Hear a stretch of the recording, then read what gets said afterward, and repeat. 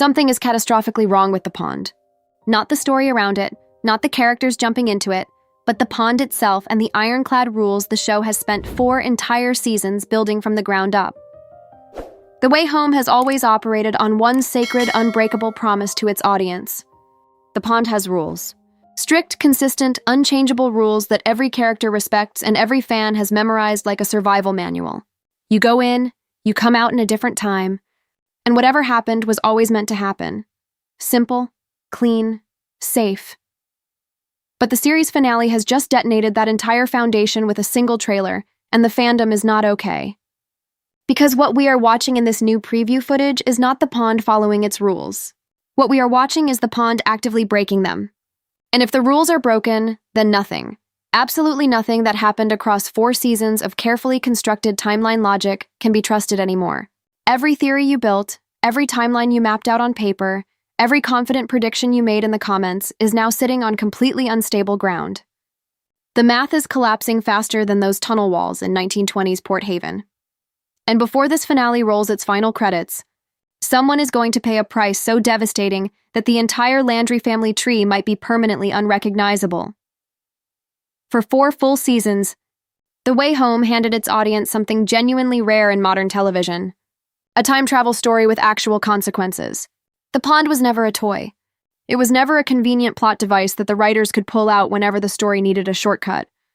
It operated on a framework so specific and so consistent that fans built entire spreadsheets tracking every single jump, every timeline ripple, every cause and effect chain stretching from the 1920s all the way into the modern day. The central rule was always crystal clear. The pond takes you where you need to go. Not where you want to go, not where you beg it to take you, but where the timeline has already decided you must be. This was the show's entire moral engine. Kat could not simply dive into the water and undo her mistakes. Alice could not jump back and warn her younger self. Dell could not rewrite the grief that consumed her entire adult life.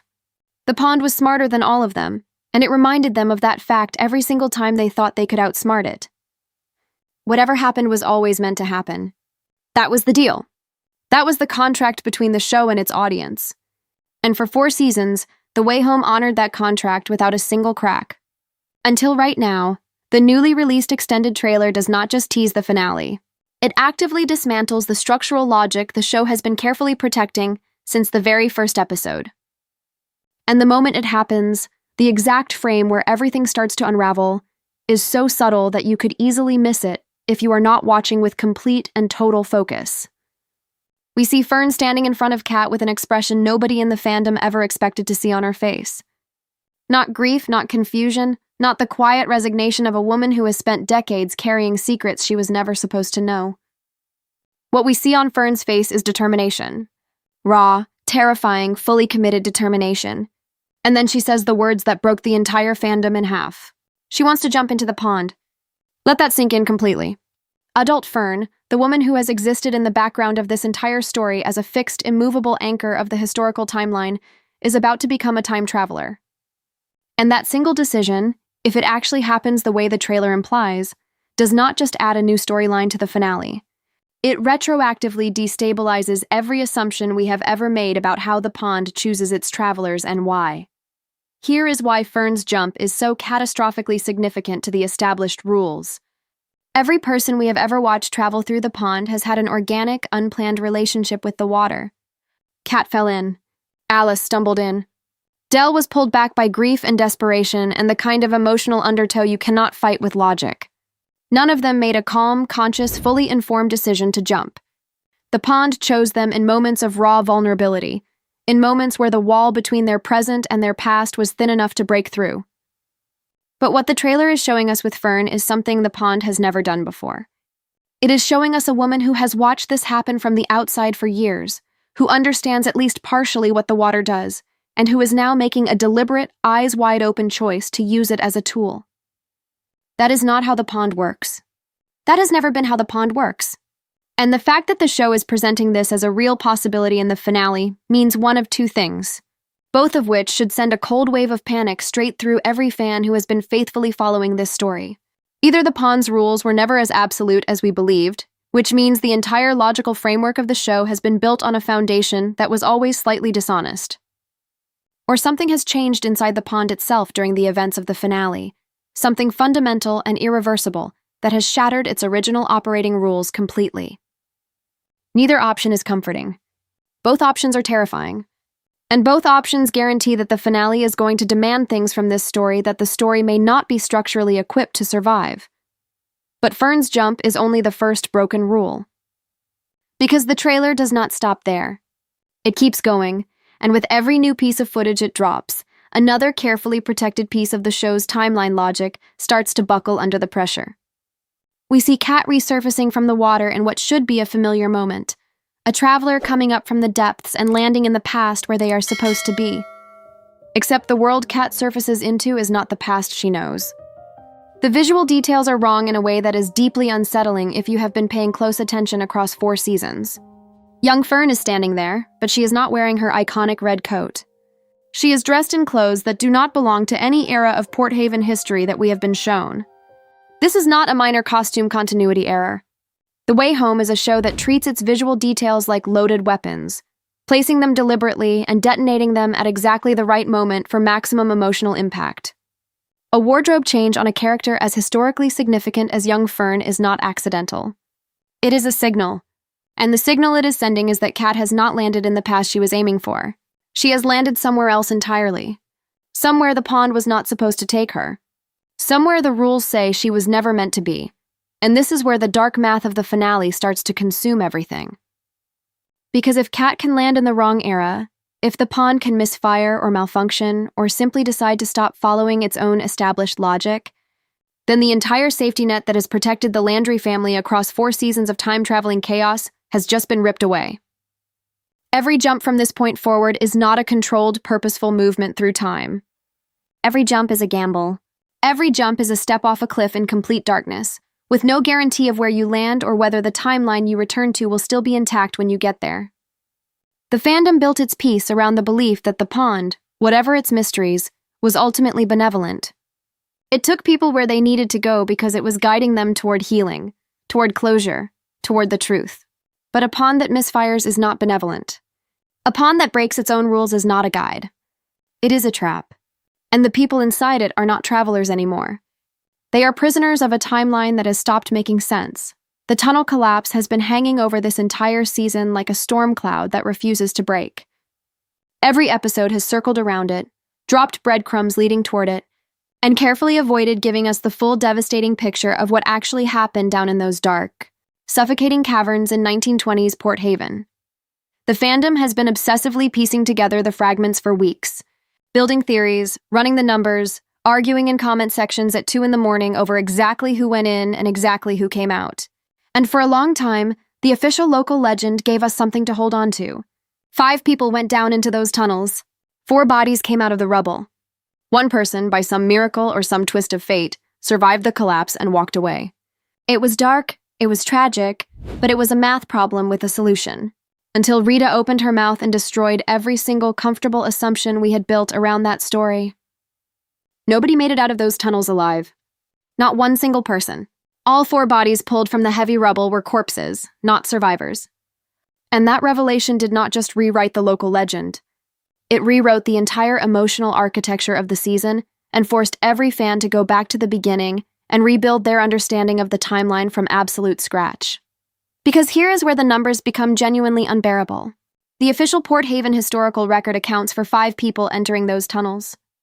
4 bodies recovered. 1 person unaccounted for in the rubble. But that official count has a catastrophic blind spot built directly into it. Nobody in the 1920s knew that Kat Landry had secretly followed those men down into the darkness. Her presence in those tunnels was completely invisible to the town, to the search parties, and to the historical record that would be written and preserved for the next century. Which means the real number of people who entered those tunnels is not 5. It is 6. Kat was there. Kat was always there. And because her presence was a total secret, her body would never be counted in any official death toll, leaving a hidden gap in the timeline that the show has been quietly protecting until this exact moment.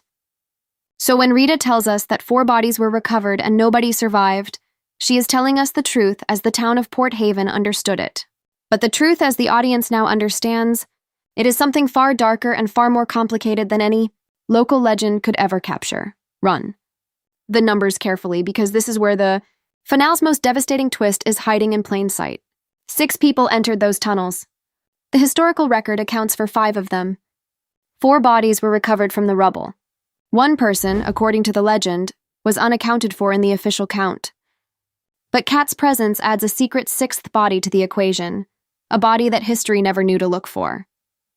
Now the trailer shows us Elliot making it out of the collapse with Kat's desperate, frantic help.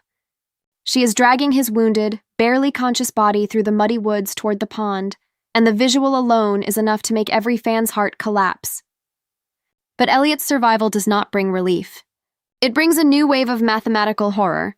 Because if Elliot escapes the rubble and Kat escapes the rubble and Kat was never counted in the official record, then the 4 bodies left behind in those dark tunnels belong entirely to the 1920s residents who had no magical pond waiting to pull them out of the disaster. Coop is in that rubble. Percy is in that rubble. Cliff is in that rubble. The 2nd police officer is in that rubble. And none of them are coming back. Their deaths are not a theory anymore. They are a fixed, immovable, historically confirmed fact. The finale is not building toward the question of whether these men die. It is building toward the moment Kat and Elliot have to look each other in the eyes and accept that their presence in those tunnels, their desperate interference with a history that was already written, is the exact reason 4 men who might have survived are now buried under a mountain of stone and rubble forever. This is the moral catastrophe that the show has been slowly constructing across 4 entire seasons. Kat's time traveling was never presented as purely heroic. It was always complicated, always morally ambiguous, always wrapped in the uncomfortable question of whether changing the past actually fixes anything or whether it simply relocates the damage to somewhere less visible. But the tunnel collapse takes that moral ambiguity and turns it into something genuinely devastating. Because Kat did not just stumble into the past and accidentally nudge a few events in a slightly different direction. She brought a modern gun into a volatile, historically explosive situation.